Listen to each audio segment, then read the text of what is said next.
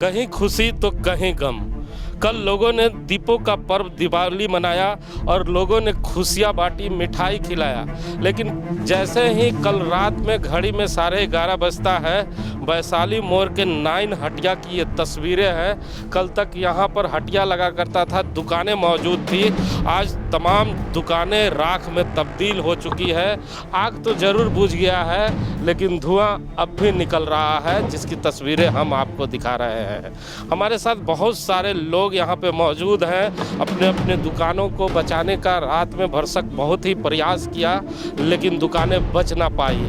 लेकिन जो बच गया है उसे समेटने की तैयारी यहाँ के दुकानदार कर रहे हैं। आप तस्वीरों में देखें, चारों तरफ दुकानदार हैरान हैं, परेशान हैं कि कल दीपों का पर्व दीपावली मनाने के लिए हम लोग जैसे ही घर गए, तैसे ही खबर आती है कि हमारे दुकान में आग लग गई है।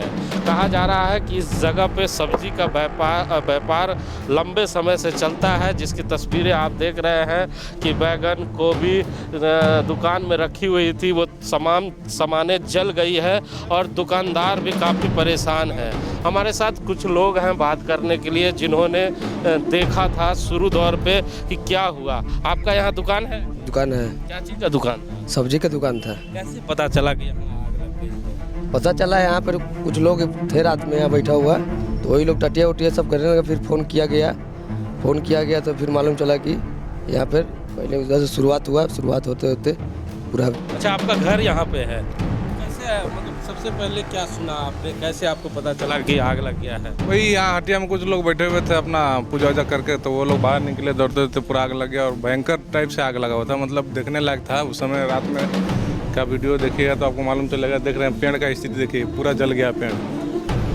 और भयंकर आग लगा। और उधर से आए ये लोग चिल्लाते कि आग लग गया बहुत। ये लोग चापाकल से पानी ला के बुझाए भी, लेकिन सर एक था कि फायर ब्रिगेड बहुत लेट से आया, 45 मिनट लगा उसको आने, फ़ोन करने के बाद भी, जिसके चलते ज़्यादा क्षति हुआ।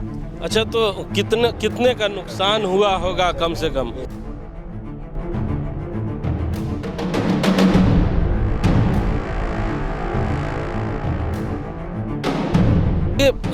कल रात की चर्चाएं तो लोग कर रहे हैं, लेकिन हमारे साथ एक शख्स और है जिनका चेहरा पूरा झुलस गया था।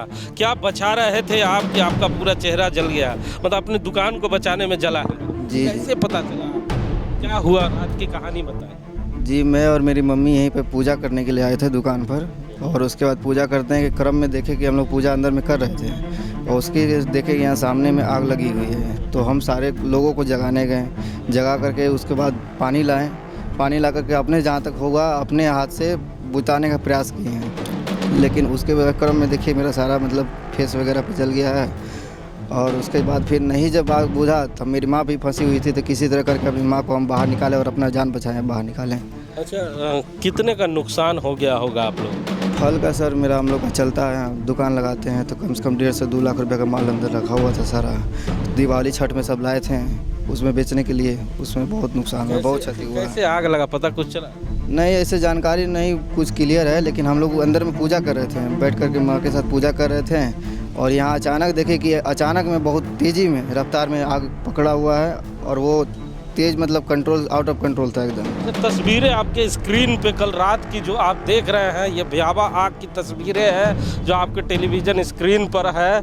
लेकिन हम उस जगह पे अभी मौजूद हैं जहां कल रात को आग लगा था। आप देख ले, प्याज, कल चर्चाएं हम लोग प्याज की कर रहे थे कि 60 रुपया 70 रुपया प्याज मिल रहा है, लेकिन प्याज की स्थिति ये है कि तमाम प्याज अब जल चुका है और दुकानदार की किस्मत भी जल गई है।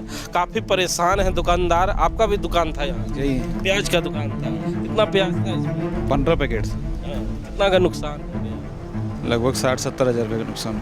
क्या चाहते हैं अब आप?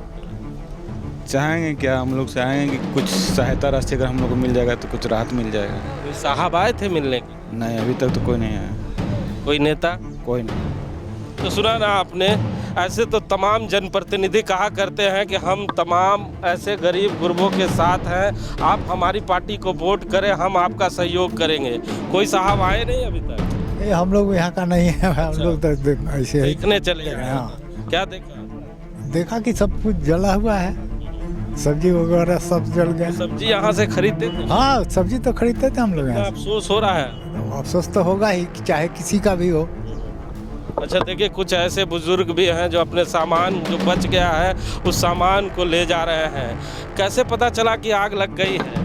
हल्ला किया ना कि आग लगा आग लगा आग लगा, तब हम लोग बाहर निकले तो सब समझ कच्ची का दुकान था आपका? सब्जी का कितना सब नुकसान हो गया? करीब लाख 1.5 लाख। अच्छा देखिए, किसी का 1 लाख, किसी का 2 लाख, किसी का 5 लाख का नुकसान हो गया है। यहाँ टमाटर है, बंदा गोभी है, पटल है और तमाम ऐसे सामान है जो लोगों के ज़रूरत की सामान है, जो लोग यहाँ पे सब्जियाँ खरीदने आते थे। आपका भी दुकान था? आपका भी दुकान था? क्या क्या कच्ची का दुकान? सब्जी का ही बिजनेस था सर। हाँ हाँ। रात में हम घर जा चुके थे, उसके बाद हमको खबर मिला कि मार्केट में आग लग गया, तो सब जल के खत्म हो गया था सर। अच्छा, तो आते आते कहानी मतलब शेष हो चुका था। शर्मा जी भी साथ में। शर्मा जी, कितना दुखद आपको लगता है ये घटना? और बताया जा रहा है कि चंद और जगहों पे इस तरह की घटना घटी है, तो जरा दर्शकों को बताया कि और कौन कौन जगह पे आग लगी है और कितना का नुकसान आपको लग रहा है।